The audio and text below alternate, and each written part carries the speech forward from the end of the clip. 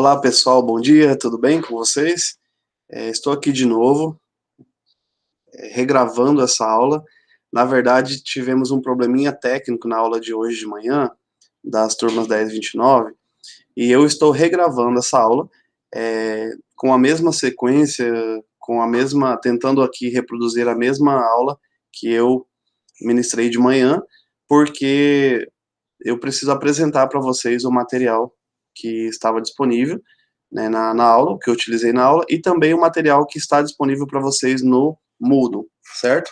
Sejam muito bem-vindos, obrigado por estar assistindo, obrigado por participarem comigo. E eu quero só fazer uma ressalva aqui, de que qualquer dúvida, uma ressalva de que qualquer problema que nós tivermos, infelizmente, nós precisaremos editar ou, né, fazer esse reparo, como é o caso de hoje. Então, assim, retomando, na aula anterior, nós tivemos um bate-papo, né? Eu fiz uma breve introdução ao conceito de leitura, sobre a questão do quanto a leitura está presente em nosso cotidiano, a diferença entre a leitura sistematizada, aquela em que você pega um livro, um texto escrito e faz esse processo de decodificação, interpretação, compreensão do texto, em detrimento daquela leitura espontânea, automática, que nós fazemos às vezes até sem perceber, que é a leitura de mundo, a leitura dos fatos cotidianos, do cenário que nos cerca e assim por diante. Então nós estamos lendo o mundo, lendo tudo que está ao nosso redor o tempo todo, correto? E quando nós pensamos em leitura, nós pensamos, para que haja leitura, deve haver sempre, ela pressupõe um objeto a ser lido. Neste caso, um texto. E dentro desse universo textual, nós vamos estudar hoje, o foco de hoje é entender sobre os gêneros textuais. Então eu vou retomar aqui rapidamente sobre gêneros e tipos textuais, e depois entrarmos no foco principal, que são os gêneros jornalísticos, ok? Lembrando, pessoal, que quando nós falamos em gêneros, geralmente se tem como resposta, né, como definição, que gêneros textuais são tipos de textos diferentes. E claro que quando nós pensamos nessa questão de títulos, nós estamos falando de modelos. Porém, na língua portuguesa, nós temos um probleminha em utilizar essa nomenclatura de tipos de texto, porque quando nós, em língua portuguesa, quando nós nos referimos a tipo, a tipologia textual, nós estamos falando de sequência narrativa, enquanto que o gênero, ele está relacionado a modelos, né, a modelos de textos, subdivisões, divisões textuais, que apresentam uma função específica, um modelo, um conteúdo, uma forma e um reconhecimento social, tá? Eu vou apresentar aqui para vocês, vou compartilhar com vocês a tela, né, que são o slide, né, os slides que eu utilizei na aula, e é justamente por esse motivo que eu estou refazendo essa aula, tá? E para quem não esteve na aula hoje, esse foi exatamente o texto que eu usei, e essa é a sequência que eu utilizei para trabalhar, né, durante o nosso bate-papo, tá? Então, a tela aí aparecendo para vocês, né, a tela utilizada com os slides, e eu vou apresentar rapidamente aqui, fazer uma explanação aqui desse assunto. Então, lembrando mais uma vez que esse material, além da pesquisa que eu realizei para elaborá-lo, para compor esse material, eu usei também como base um material que eu achei bem interessante, né, o formato dele e o conteúdo, que foi apresentado pela Secretaria Estadual do Pernambuco. Então eu fiz questão de citar aqui, para não correr o risco de ser acusado de plágio. Então nós temos aqui os gêneros textuais, como eu falei, que são modelos pré-determinados, e aqui nós temos alguns exemplos de gêneros, somente para clarear um pouquinho o nosso entendimento. Então, bula, notícia, parábola, piada, manual de instrução, classificado, conto, resumo, tira, charge, receita culinária, poema, tudo isso são modelos que estão ligados aos gêneros textuais, ok? Aqui nós temos dois exemplos. Então, no texto 1, nós temos uma notícia retirada de veiculada em um jornal, e no texto 2 nós temos uma receita de bolo pudim de chocolate. O que esses textos estão fazendo aqui e qual é a função, né, qual é o meu objetivo ao trazê-los aqui para vocês? Simplesmente mostrar que, ao produzir um texto e ao produzir um determinado gênero textual, nós estamos sempre pensando na finalidade que esse texto terá para o leitor. Então, quando eu produzo um texto e quando eu penso em um gênero, eu estou automaticamente pensando na finalidade dele, que aqui para nós é chamado de finalidade comunicativa. O que é essa finalidade comunicativa? É o objetivo do autor, né, do produtor desse texto, para com o leitor. Ou seja, nós percebemos que quem produziu o texto 1 tinha uma finalidade comunicativa diferente de quem produziu o texto 2.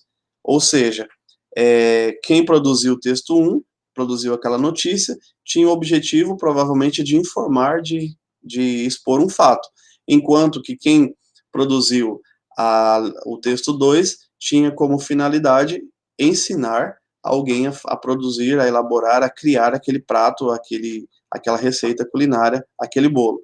Então, assim, os textos, a finalidade comunicativa é um fator importantíssimo, e a situação, os meios, os veículos nos quais eles são produzidos e são divulgados, têm uma relevância e uma determinação importantíssima também nas características e na identificação do gênero textual. Aqui um exemplo de quem vai a um consultório, espera receber do médico uma receita médica, uma receita, né, para comprar os seus medicamentos ou para ter determinados procedimentos em relação à sua saúde. E quem abre um livro de receita, automaticamente não espera encontrar uma bula ou uma receita médica, e sim uma receita culinária. Então, os gêneros transitam e eles são predominantes em determinados espaços ou determinados contextos nos quais eles são encontrados em maior número, em predominância. Aqui alguns exemplos de gêneros, né, que vocês vão perceber isso no slide. Como eu acabei de falar, cada gênero tem a sua especificidade, e é exatamente isso, são essas especificidades e essas funcionalidades, além da finalidade, que vão determinar e que vão definir um gênero como pertencente a esse gênero. Então, quando eu leio um bilhete, o que me faz saber que aquilo é um bilhete é exatamente o meu conceito, a minha ideia, o reconhecimento social de que aquilo é um bilhete, e que ele é diferente de um e-mail, por exemplo. Então, uma pessoa que lê um bilhete, devido à sua capacidade de reconhecer socialmente o bilhete, ela vai conseguir identificá-lo como pertencente a esse gênero e diferenciá-lo dos demais gêneros. Por isso, os gêneros nascem da necessidade social, né, com as situações de comunicação, a necessidade de comunicação, além também das oportunidades e das possibilidades do suporte, dos elementos que possibilitam o seu surgimento. Então, se nós pegarmos, por exemplo, a lista, né, o conceito, a ideia que se tinha de gêneros e a limitação do número de gêneros há 10 ou 20 anos atrás, há 10 ou 20 anos, nós certamente teremos uma mudança significativa diante dessa infinidade de gêneros que há hoje. Então, por exemplo, o e-mail, o blog, Facebook, chat, memes, podcasts, lives, tudo isso está atrelado ao suporte que o avanço tecnológico proporcionou. Isto é, quando nós falamos de 20 anos atrás, nós não tínhamos esse suporte tecnológico e não tínhamos, inclusive, a democratização, o uso das redes sociais, o uso das tecnologias, os recursos que nós temos hoje, por isso esses gêneros não existiam, né, e não eram comuns. Hoje, eles são tão comuns que para nós não é nenhuma novidade falar de memes, de podcast, falarmos de live e assim por diante, porque eles são familiares para nós do contexto em que nós vivemos. O Bakhtin, um estudioso russo, ele define que os textos, né, os gêneros textuais, eles são são enunciados relativamente estáveis, elaborados pelas mais diversas esferas da atividade humana. O que que isso significa? Eles são estáveis porque eles apresentam uma estrutura pré-determinada, um conteúdo, uma forma e uma função social, além do reconhecimento social, como eu disse. E quando um gênero, eles são considerados estáveis também, porque quando um gênero cai em desuso, ele não se transforma em outro, ele permanece como aquele gênero e outro o substitui. Por exemplo, a carta e o e-mail. Se nós pegarmos as correspondências, né, as cartas escritas pelos nossos avós, os nossos antepassados, numa situação de informação familiar, notícia, de comunicação, de interação e até de namoro e outras situações mais, as cartas tinham um uso muito presente, uma presença muito forte na vida das pessoas. Hoje, elas praticamente caíram em desuso. Poucas pessoas se valem das cartas físicas, escritas ali no papel mesmo, naquele modelo tradicional. Poucas pessoas utilizam ainda. E nós temos hoje um recurso, um e-mail, né? O e-mail que é um gênero muito atual e muito presente na vida das pessoas, tanto na questão pessoal quanto profissional, institucional e assim por diante. O que que acontece? Quando nós analisamos o e-mail enquanto estrutura, características, nós percebemos que ele se assemelha muito à carta. Porém, a carta, mesmo tendo caído em desuso, tendo tido uma queda brusca na sua circulação, a carta continua sendo carta, e ela sempre será carta. E o e-mail, ele não é um gênero que evoluiu da carta e fez com que a carta se transformasse em e-mail. Pelo contrário, a carta continua sendo carta e o e-mail continuará sendo e-mail, mesmo quando ele for substituído por outro gênero, por outro modo de comunicação, futuramente, por exemplo. Então, resumindo, né, os textos eles vão muito além da forma e conteúdo, que era a definição primeira, lá no início dos estudos com gêneros, e hoje percebe-se que o próprio grupo social, a ideia que se tem, a aceitação social, o reconhecimento do grupo que utiliza de um gênero, isso é fundamental para reconhecer, para determinar e para consolidar um gênero como tal. Então, pessoal, diante disso, nós precisamos entender que é algo que é muito importante, como eu falei lá no início. Nós estamos falando de tipos e gêneros textuais. Então, nós não podemos confundir tipo textual com gênero textual. Os gêneros são esses modelos infinitos que surgem o tempo todo. Então, você tem ali memes, GIFs, emotion, conversa de WhatsApp, piada, charge, história em quadrinhos e muitos outros. Isso é gênero. E os tipos os gêneros são infinitos, porque eles vão se recriando, se reproduzindo o tempo todo. É dinâmico assim como evolui a sociedade, como evolui a tecnologia. Os tipos, não. Os tipos são sequências narrativas, elas são praticamente fixas e se dividem em 5 tipos: narração, descrição, argumentação, exposição e injunção, que é exatamente a forma, a estrutura, a finalidade, a função do texto e a sua característica enquanto estrutura, tá? Então, narração, quando se conta um fato, descrição, quando se descreve um objeto, quando se dá detalhes sobre esse, argumentação, quando se defende ou se opõe a um ponto de vista, baseado em argumentos, em fundamentação teórica, etc.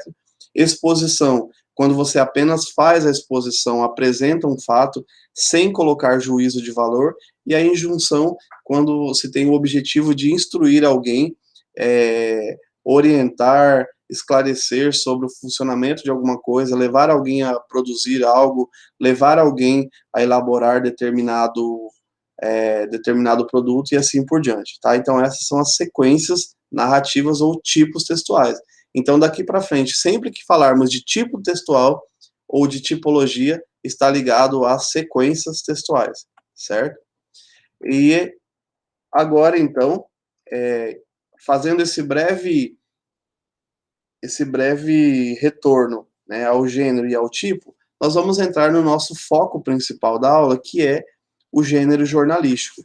Quando nós pensamos em gênero jornalístico, quando nós ouvimos falar sobre, nós imaginamos, ou muita gente imagina, que gênero jornalístico é aquele que está ligado apenas ao jornal, e que basta ser um texto veiculado em jornal, que ele é um gênero jornalístico. Não, não é isso que o define. É também, mas não apenas isso.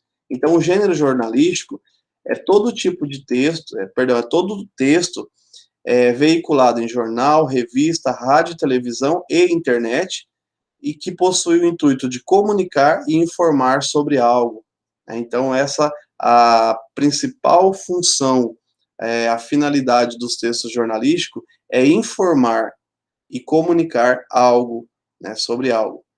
Então, o gênero jornalístico, considerando que ele possui uma função específica, ele tem também uma linguagem específica, que aqui é chamada de linguagem jornalística. E para que essa linguagem ocorra, ela precisa seguir, né, atender a alguns requisitos básicos. São eles: objetividade, ou seja, quando você vai trabalhar uma notícia, quando você vai trabalhar, vai comunicar um fato, o jornalista precisa ser objetivo. Então, quem está produzindo aquele texto, ele precisa ser objetivo, porque ele precisa simplesmente passar essa notícia, essa informação para o leitor. Então, objetividade, sem metáforas, termos literários, evitando ambiguidades, evitando mal-entendidos e assim por diante. Simplicidade, que está ligado também diretamente ao primeiro fato, uma linguagem mais simples. Por quê? Quando nós pensamos no texto jornalístico, o texto jornalístico ele é produzido para atingir o maior número de pessoas e ter um maior alcance em relação ao seu público. E quando nós falamos de um público que lê, ao qual é destinado, né, no caso, o texto jornalístico, nós estamos falando de um público muito diversificado, no qual você vai ter pessoas intelectualizadas, pessoas estudadas, pessoas com uma capacidade, um vocabulário complexo, porém vai ter também o leitor mais simples, aquele que tem um grau de instrução menor. Então você precisa, para atingir todos esses públicos, você precisa utilizar no texto jornalístico uma linguagem mais simples. Então, assim, deixar essas linguagens específicas, a linguagem mais difícil, mais complexa, para os veículos que tenham essa característica, como uma revista médica, uma revista ou uma coluna, uma página jurídica e assim por diante. Imparcialidade. O jornalista, ao noticiar o texto, ao expor o texto, ao trazer a informação, ele tem como função informar, sem colocar, sem dar o seu juízo de valor sobre aquilo que está sendo expresso. Então, assim, ele vai informar e pronto. E deixar que o leitor faça o seu próprio, tire suas conclusões. Linguagem referencial, ou seja, o foco aqui é na notícia. Então, assim, qual é o objeto principal? A própria notícia, o próprio fato que está sendo noticiado ali, que está sendo informado. Empatia com o leitor. Ele precisa se colocar no lugar do leitor para saber o que aquele texto vai provocar. Então, ele precisa olhar com o olhar do leitor, ele precisa ver aquilo como se ele fosse o próprio leitor, para poder julgar a relevância desse texto, dessa produção. Linguagem narrativa. Predomina, gente, a narração nos gêneros jornalísticos, tá? Não significa que não possa ter outra sequência, mas a predominância da narração. A universalidade. São fatos, os textos jornalísticos geralmente trabalham assuntos, temas que tenham um interesse maior, né, socialmente falando. Por quê? Porque isso vai garantir que a sua abrangência seja melhor, né, que o seu alcance e a sua aceitabilidade pelo público seja melhor. E, por fim, o uso direto, né, da ordem direta da língua, que é ali aquela estrutura, principalmente sujeito, verbo e complementos, e adjuntos por último, sem inversões, sem construções muito rebuscadas, evitando ambiguidade, evitando a incompreensão por parte do leitor e assim por diante, tá? Resumindo, a linguagem jornalística ela precisa ser o quê? Acessível. Qual é o principal objetivo diante desses requisitos? É que o leitor possa ler e entender o que foi lido, só isso. De forma bem clara, é isso. Aqui eu apresento para vocês um recurso muito utilizado no meio jornalístico, que é a pirâmide invertida. Como o próprio nome já sugere, né, trata-se de um esquema baseado em pirâmide, porém construído de forma invertida. Por quê? Toda vez que nós vemos pirâmide, nós sempre estamos acostumados a ver a pirâmide na sua posição normal, comum, que é a ponta do triângulo para cima e a base maior para baixo. E sempre os elementos mais importantes estão no topo da pirâmide, porém, esses elementos, geralmente, eles vão afunilando, quanto mais se afunila a figura, lá em significa que são menos itens ou menos elementos que são os mais importantes ou dominantes. Por isso que a ponta é tão fina e a base é maior, porque onde se concentra o maior número de elementos é o que tem menos importância. No caso da pirâmide invertida é o contrário. Os detalhes menores estão lá embaixo, na parte mais afunilada, os secundários na parte mediana, e na parte mais larga, na parte maior da pirâmide, concentram, assim, então, os fatos mais importantes, relevantes, e que não podem faltar num texto jornalístico.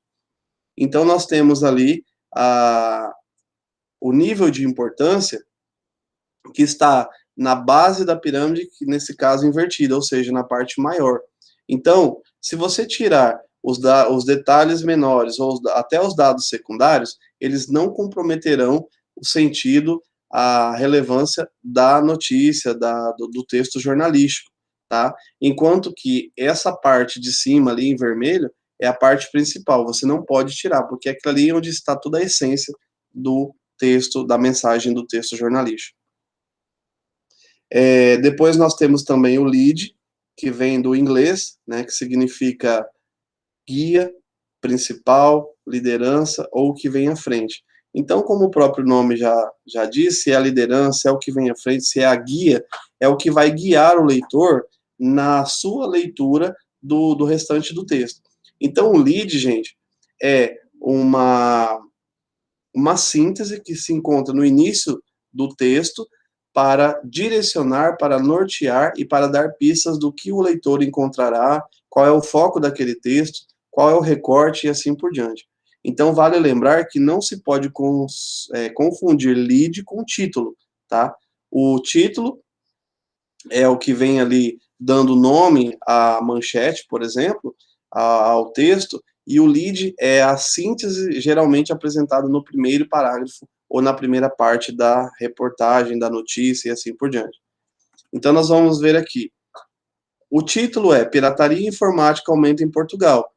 Então, tranquilo, é o nome daquele texto. Porém, o lead vem ali no primeiro parágrafo. Os crimes informáticos, incluindo cópia de software protegido, roubo de password e de códigos de cartões de crédito, aumentaram 10% em Portugal no último ano.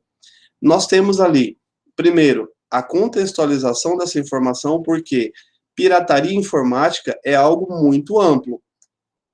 E o aumento do crime em Portugal também é algo amplo. Então, ele tem um recorte do tipo de crime que está informático que está ocorrendo.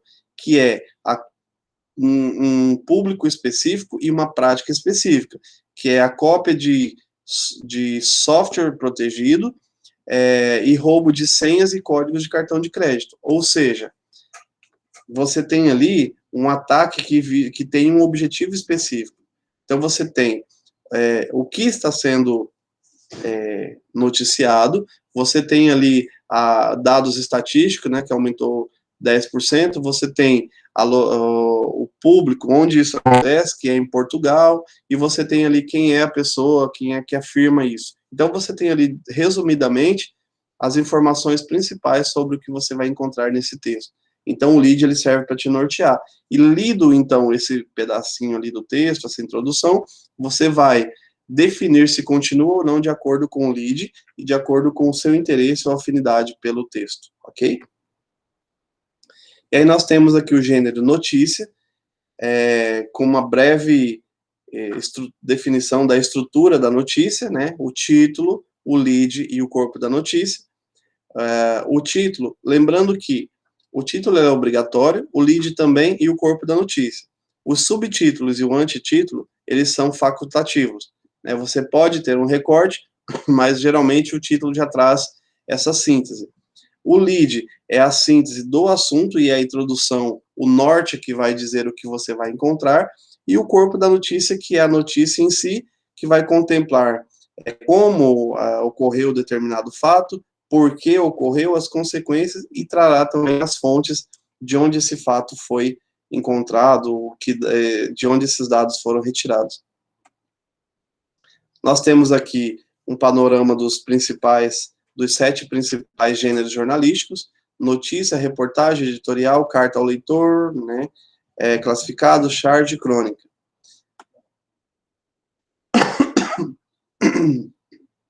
Desculpa, pessoal. Aqui nós temos o gênero charge, um exemplo. Sou justo, aumento para todos. Um Papai Noel trazendo ali, né? Porém, ele dá o aumento para todos. Ele quer dizer que ele está nivelando ali. Todo mundo tem aumento. Agora, a grande questão é que, para o político, o aumento é de salário. Para o pobre, para o povo, para a população, para o trabalhador, o aumento é do gás. Então, nós temos ali uma charge criticando uma questão político, econômica, social e etc., que trará várias reflexões, e aí nós não vamos entrar aqui no estudo da charge, tá? Só estou apresentando para vocês entenderem o que é a charge. Aqui nós temos um outro modelo. Um casal está deitado, um relógio lá, um despertador, né, a gente percebe ali pelas onomatopeias, etc. E aí a mulher diz: acorda, João, já são 8. E o marido, então, o homem diz: o quê? A Alemanha fez mais um. E aí, quando nós vemos uma charge como essa, nós precisamos acionar uma informação, né, os nossos dados mentais ali, o nosso armazenamento interno, para buscar uma informação extratextual, que é o resultado da Copa do Mundo de Futebol no ano de 2014. E como é que nós sabemos? Que relação que há entre a Copa e essa cena? Primeiro, nós temos lá a Alemanha, nós temos o fez mais um relacionado, né, ao número 8, que a mulher se refere a 8 horas, mas o fanático ali, torcedor, e a gente percebe isso pela sua touca verde e amarela, por uma faixa verde e amarela na cama, e o contexto do número e assim por diante. Então, se você não tiver esse conhecimento prévio, ou se você não acionar esse conhecimento, você não vai conseguir identificar e interpretar essa charge. Por isso que o conhecimento prévio, ou acionar os conhecimentos extralinguísticos, é fundamental para você entender determinado gênero. Depois nós temos o editorial, que é um tipo de texto jornalístico que geralmente eles são opinativos, ou seja, alguém escreve expressando a opinião da equipe, da emissora ou da empresa, da instituição, ele não vem assinado. Então, ele é um texto com o intuito de expressar opinião, mas uma opinião que é coletiva, né, daquela equipe. Então, por isso que ela não vem assinada por ninguém. Para fazer o editorial, obviamente que você precisa ter os conhecimentos prévios, né, do assunto, abordar, fazer a seleção desses conhecimentos, e depois reuni-los, fazer uma síntese e acrescentar a opinião da equipe.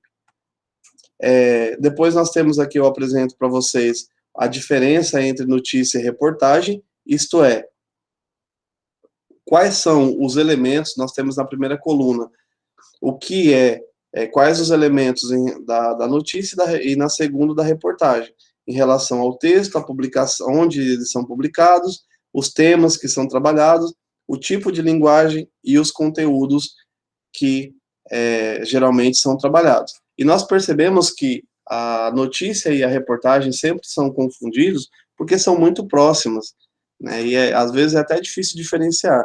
Vocês percebem que no primeiro caso, em relação aos textos, em relação à publicação, eles têm características exatamente iguais, são as mesmas. O tema, né, são fatos, aí difere um pouquinho, porque geralmente na notícia são temas imediatistas, né, que estão acontecendo no momento da notícia, enquanto que na reportagem pode ser qualquer tema, e temas diversos, como política, social, questões sociais, econômicas, culturais, etc. A linguagem, na notícia, é uma linguagem formal, simples, clara e objetiva, enquanto que na reportagem é formal, clara e dinâmica. Isto é, você tem uma linguagem formal porque precisa obedecer ali as regras, os modelos linguísticos, porém é uma linguagem simples, acessível, como eu falei, do texto jornalístico. E o conteúdo é a mesma questão, né? Fatos atuais, cotidianos, fatos, enquanto que a notícia ela só apresenta esses fatos, a reportagem realiza a interpretação desses fatos. A reportagem também veiculada em jornais, revistas, televisão, internet, rádio, tem o intuito de informar e, ao mesmo tempo, criar uma opinião nos leitores, então ela vem carregado já de alguns comentários, de dados, ela apresenta o fato e apresenta dados sobre eles. Então, a reportagem ela é expositiva, informativa, e ela é opinativa também, tá? Então, a reportagem é um gênero que traz opinião de quem a produz. Gênero editorial nós já vimos, né? Então, resumindo, esses são os principais gêneros textuais.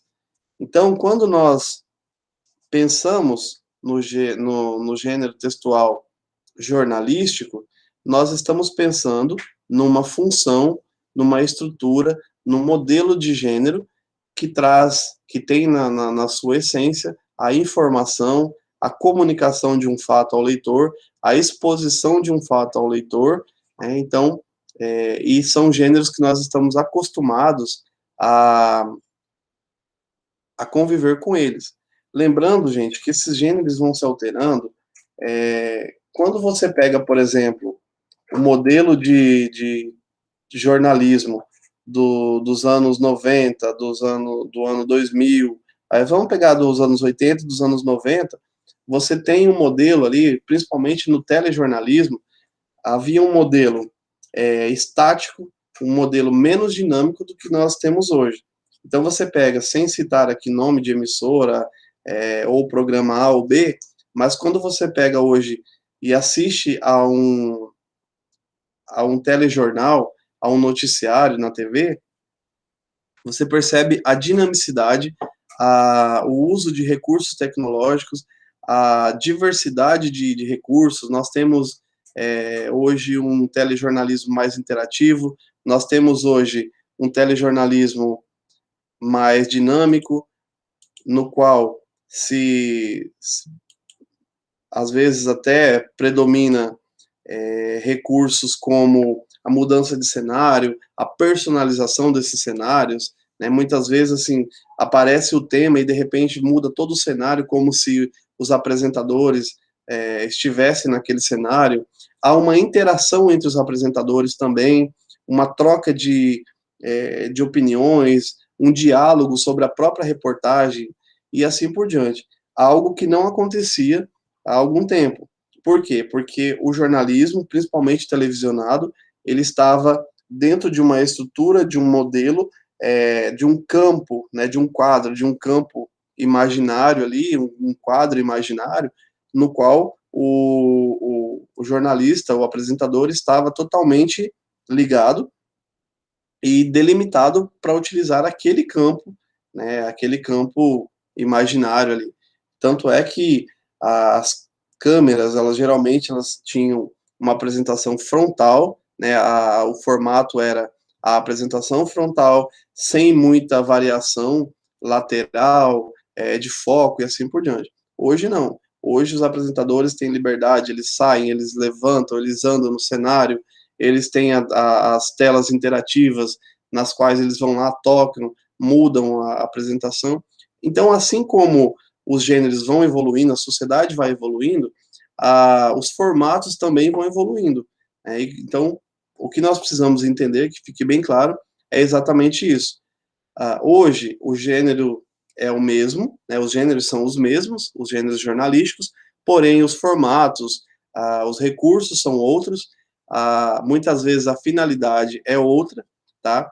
E outra questão que nós precisamos ter muito cuidado também, gente, é como tentar ter essa maturidade de perceber como o jornalismo está sendo utilizado para certas tendências, né, ter muito cuidado com as fake news, por exemplo, que é algo totalmente prejudicial para a sociedade. Então, assim, procurarmos buscar fontes seguras, averiguar uma informação, se tem uma informação, ficou em dúvida, busca outras fontes, busca sites confiáveis, busca sites institucionais, tenta ver se o levantamento de dados está condizente com a realidade e assim por diante, tá? Então, gente, basicamente é isso, né? Fazendo de forma bem rápida uma explanação sobre os nossos slides. No slide você vai encontrar um detalhamento maior e tem também o material de apoio que eu vou deixar, que já está disponível, né, no Moodle, e qualquer dúvida eu estou à disposição, ok? Espero que tenham gostado, espero que tenham entendido, e qualquer esclarecimento que for necessário, que se fizer necessário, basta me procurar. Grande abraço, obrigado por participar comigo.